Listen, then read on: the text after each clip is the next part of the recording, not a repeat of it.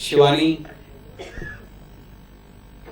चंद्र जी, साथियों बहुत सारे लोग आज नहीं आए हैं। राहुल, हाँ मैं भूल ही जाता हूँ उसे हमेशा।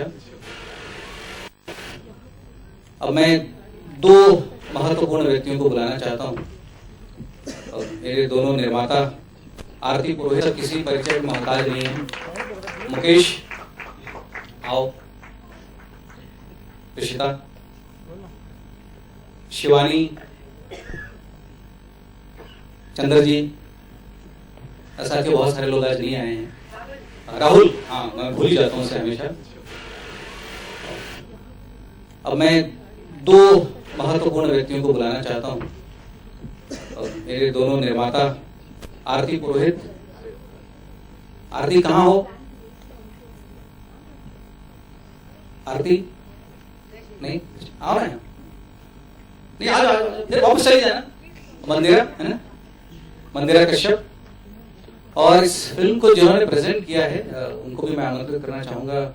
श्री अक्षय जी, अक्षय शाह, आइए जल्दी आए ताकि हम लोग सवाल जवाब जल्दी शुरू करें।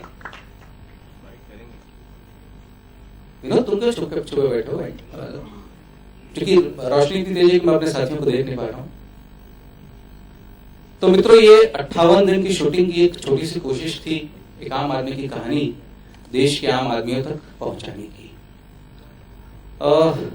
पिछले कुछ वर्षों में आपने हवा में उड़ते महानायक सुपरमैन देखे होंगे, और देश के बड़े बड़े अपराधियों की कहानियां सुनी होंगी, जिनके पीछे कई मुल्कों की पुलिस दौड़ रही है, ऐसे नायकों की कहानियां देखी होंगी।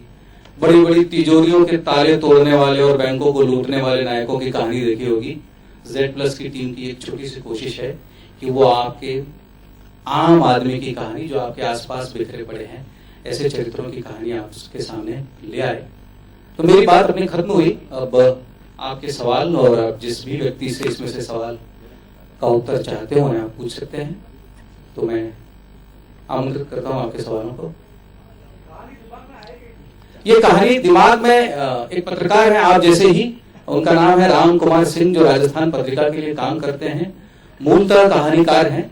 और चूंकि वो पत्रकार थे इसलिए उनको हमेशा लगा कि उन्हें खास ट्रीटमेंट दी जा रही है, उनको खास महत्व दिया जा रहा है, और उससे उनको लगा कि वो एक आम आदमी होने के बावजूद भी जब भी किसी ऐसी पत्रकार परिषद में जाते हैं तो उनसे खास का व्यवहार होता है। और उन्होंने अपने आसपास ऐसे चरित्रों को देखा और उससे उनके दिमाग में ये कहानी आई। कहानी राम कुमार सिंह की है, जो जयपुर में रहते हैं।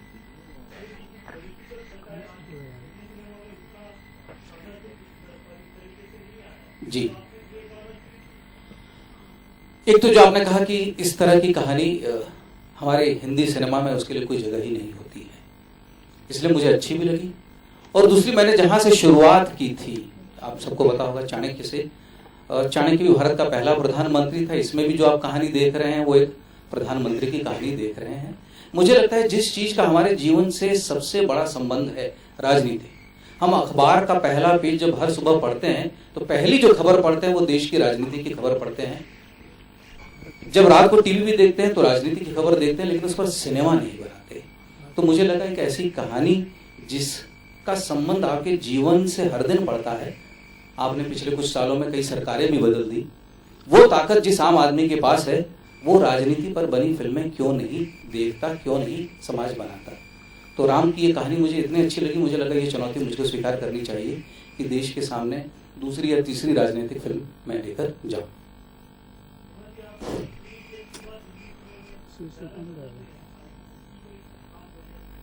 इसकी वजह सिर्फ यही है, यहाँ पे अच्छी स्क्रिप्ट, इंटेलिजेंट स्क्रिप्ट्स की कमी है, और इसीलिए मुझे इतना वक्त लगा फिल्मों में वापस आने का। मैंने टेलीविजन कभी छोड़ा ही नहीं। इनफैक्ट आई थिंक सिर्फ मैं ही हूँ जिसने कभी नहीं कहा कि मैं टेलीविजन छोड़ूंगी फिल्मों के लिए। I want to balance both. अगर मुझे अच्छी फिल्में और अच्छे टीवी शोज मिलें, so I would like to do that. कोई भी माध्यम किसी चीज़ के लिए मैं छोड़ना नहीं चाहूँगी। I am also doing theatre, तो सब कुछ ट्राई कर रही हूँ मैं। जी चंद्रप्रकाश जी, एक सवाल यहाँ से जी। ये कहानी कहा आपने कि आम आदमी की कहानी है, लेकिन पर्दे के पीछे लग रहा है कि प्रधानमंत्री की कहानी है जिसका चेहरा मोदी से मिलता है।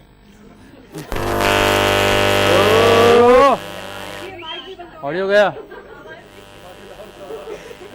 ऑडियो खड़े हो गए ना।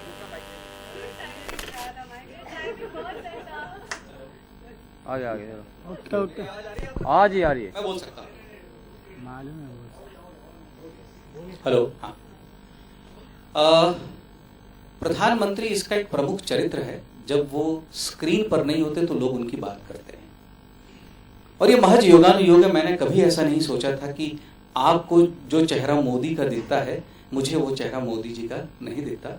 ये फिल्म जिसके पहले देश की सरकार बदली, उसके पहले ये फिल्म बन चुकी थी। 4 फरवरी को हम लोगों ने फिल्म की शुरुआत की थी, 4 अप्रैल को फिल्म की शूटिंग खत्म हो गई थी। देश की सरकार उसके बाद बनी है। दूसरी बात, मैं आपको ये भी याद दिला दूं कि इस देश में हर दाढ़ी वाला श्री नरेंद्र मोदी नहीं हो सकता है। सुशील मोदी भी दाढ़ी रखते हैं, यदि मैं आपको याद दिला दूं। अमित शाह भी दाढ़ी रखते हैं, नीतीश कुमार भी दाढ़ी रखते हैं, चंद्रशेखर जी भी कभी आपको याद होगा दाढ़ी रखते थे। तो कृपया इस देश के दाढ़ी वाले को नरेंद्र मोदी का चेहरा न दिया जाए, ऐसी मेरी आपसे प्रार्थना है। तो साहब, ये कहानी राजस्थान की पृष्ठभूमि पर है जी। आपको कहानी में तो राजस्थान था ही, क्योंकि राजस्थान जी, के पूरी और लेखक हैं वो जी। आपको फायदा शायद ये हुआ होगा, वहाँ के संगीत का प्रयोग करने का आपको कितना फायदा हुआ है? सुखविंदर ने जब इसका म्यूजिक किया, सुखविंदर और नायाब, तो उनके दिमाग में एक थी कि हम राजस्थान को जब भी देखते हैं, हम राजस्थान की लोक कलाओं, लोक धुनों को ले आते हैं। तो वो चाहते थे कि एक प्रयोग करें कि बिल्कुल अलग म्यूजिक हो, लेकिन मैंने उन्हें रोका। मैंने उन्हें इस तरह का उदाहरण दिया कि जब भी कोई विदेशी सैलानी राजस्थान जाता है तो वो गिटार नहीं सुनना चाहेगा, वो रावण हत्था सुनना चाहेगा। तो जो वहाँ की लोक धुन है या जो वहाँ का लोक संगीत है, वो फिल्म में रहे। तो सुखविंदर, जैसा आप जानते हैं, उन्होंने उसी के आसपास काम किया है। 3 गीत है, जिसमें 2 बैकग्राउंड में, सिर्फ एक ही स्क्रीन पर है, बाकी दोनों गीत बैकग्राउंड में। और इसका जो पार्श्व संगीत जिसे हम कहते हैं, वो बापी तुतुल ने किया।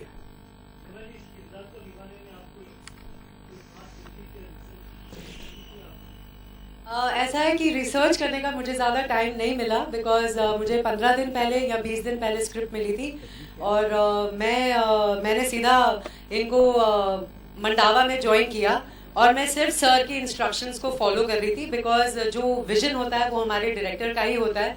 तो after doing this film I realise कि I am a director's actor. तो जो बॉडी लैंग्वेज है, जो हर एक डायलॉग है, कहीं भी डायलॉग में बदलाव नहीं लाने दिया। गांव वाली हूँ, पहली बार मुस्लिम किरदार निभा रही हूँ, और फिल्म में बिल्कुल भी हंसी नहीं हूँ। आपने छोटा सा प्रोमो यहाँ पे मेरा देख ही लिया। अपने पति को काफ़ी डांट फटकार रही हूँ, तो सारी ट्रेनिंग मुझे डॉक्टर साहब ने दी।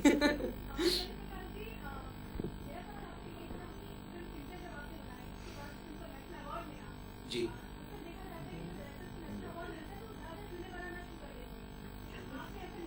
मैं आपको बता दूं, नेशनल अवार्ड बनाने के बाद फिल्में मिलना बंद हो जाता है।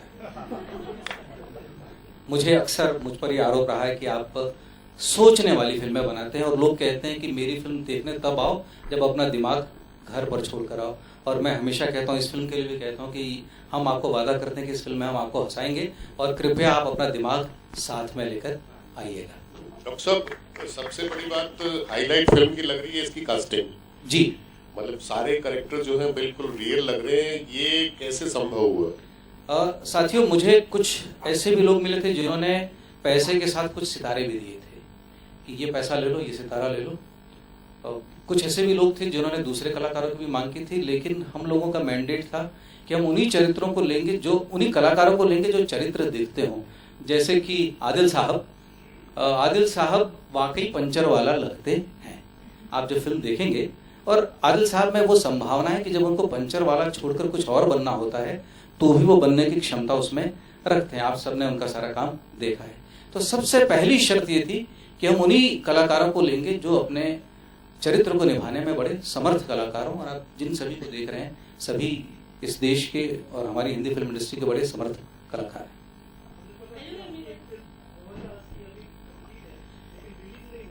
जी, इसलिए कि इस फिल्म के जो निर्माता है वो मेरी बात सुनते हैं, उस फिल्म के निर्माता मेरी बात नहीं सुनते हैं। फिल्म रिलीज के लिए तैयार है, वो जिस दिन चाहे वो रिलीज कर सकते हैं।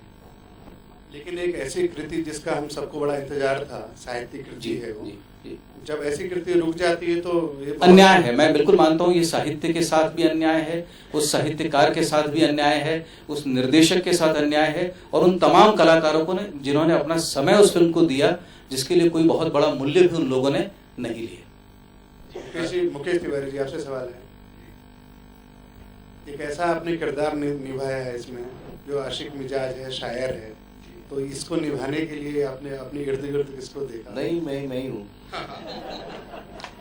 बहुत आवश्यकता नहीं पड़ी, क्योंकि मुझे लगा कि डॉक्टर साहब ने जिस तरीके से स्क्रिप्ट लिखी है, राम कुमार सिंह जी की जो कहानी थी, जिस तरीके से ताना बाना बुना गया है, जब बहुत अच्छा लिखा जाता है तो अभिनय करने की आवश्यकता कम पड़ती है।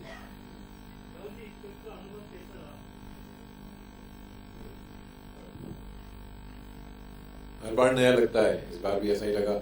इतना जरूर है कि वर्दी पहननी थी, तो इसकी एक छोटी सी वर्कशॉप के लिए मैंने फिल्म से थोड़ा सा पहले समय निकाला, CRPF हेडक्वार्टर्स गया और क्रैश कोर्स करके आया। बाकी डॉक्टर साहब के हाथ में। एक सवाल आदिल से।